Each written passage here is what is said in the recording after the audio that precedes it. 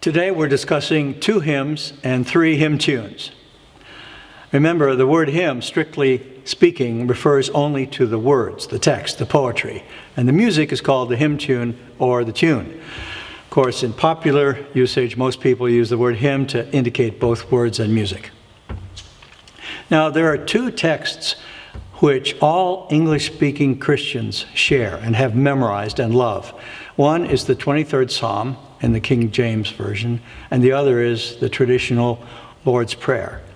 The first hymn we're talking about today is a metrical version of Psalm 23, the all-time favorite psalm, paraphrased by Sir Henry Williams Baker in 1868.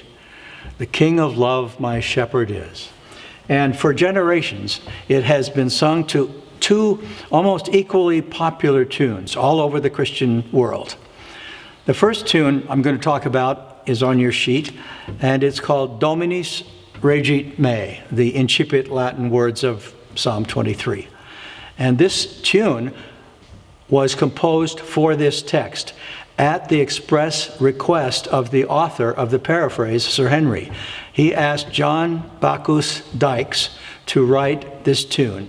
Dykes was a priest and organist, and he wrote this tune for this hymn in 1868.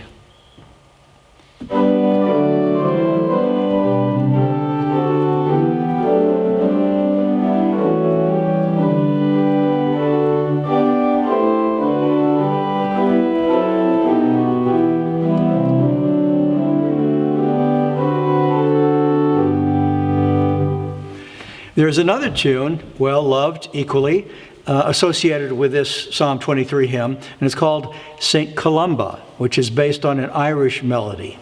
And that sounds like this.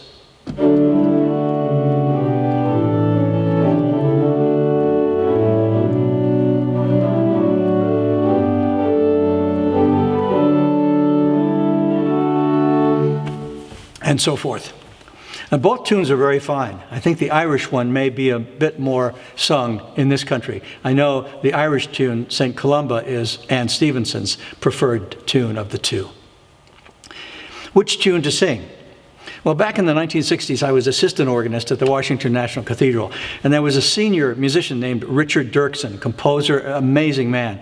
So he said, why not sing both tunes? So we did. When we sang that tune, we'd sing St. Columba, then Dominus Regit Me for the second sting, so forth like that. So you'd end up St. Columba, and he is mine forever, where streams of living water flow, and so forth. And then the end of that, and food celestial feedeth, perverse and fool.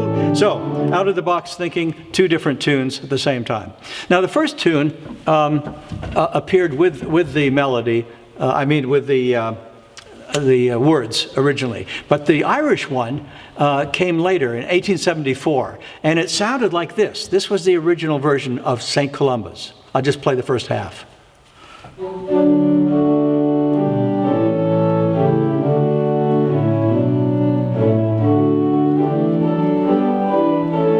Very plain. So somebody, we think it was the editor of the English hymnal, added 4 little passing tones. So it became this.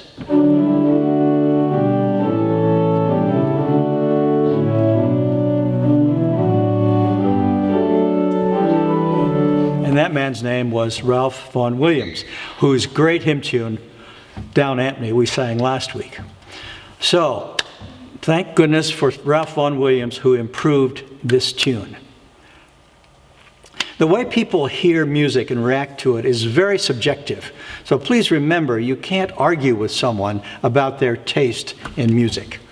As they say in Latin, de gustibus non disputandum. You can't dispute someone's taste.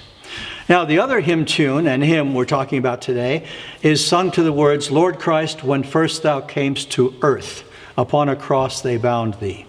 The words were written by Walter Russell Bowie in 1928, but the tune, like so many, appeared 362 years earlier, way back in 1566. And again, the tune wasn't exactly the same. This is what the tune sounded like in 1566.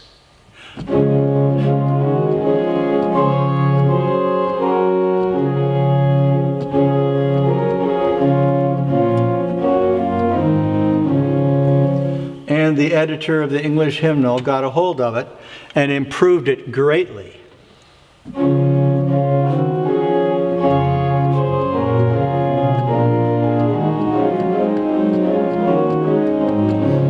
And that's the one we know and love. In this hymnal, we have a priceless treasury of poetry and music to go with it, spanning 12 centuries. How fortunate we are to be participants in continuing this great tradition.